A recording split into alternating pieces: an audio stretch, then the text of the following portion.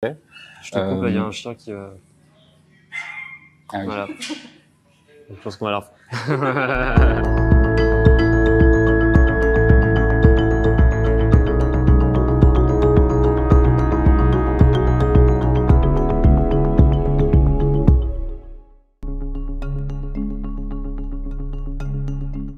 Moi, c'est Florian Dash. Et moi, Dimitri Zéphir.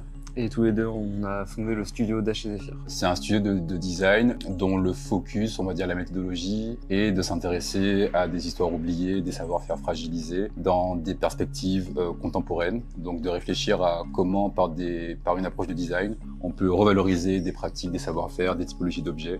Cette approche-là, elle se manifeste à travers 3 typologies de production. La première, c'est la création d'objets témoins. Donc ça, c'est vraiment tout ce qu'on fait sous le volet de la recherche qu'on mène aux Antilles. Le second, c'est un travail en collaboration avec des éditeurs. La troisième partie, c'est un travail de transmission auprès des plus jeunes.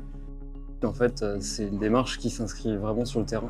La plupart du temps, on va directement à la rencontre des artisans. On va aussi chercher les artisans sur place, parce que c'est aussi une des problématiques qu'on a en travaillant aux Antilles, c'est que les artisans sont rarement recensés. Donc c'est vraiment quelque chose qui se fait sur le long terme, de nouer des relations avec les gens. C'est beaucoup de bouche à oreille pour trouver les bonnes personnes avec qui travailler. Et ensuite, voilà, les idées des projets se font énormément. En fait, on rencontre des gens et c'est ces choses-là et ces récits qui vont nous inspirer ensuite pour créer des objets.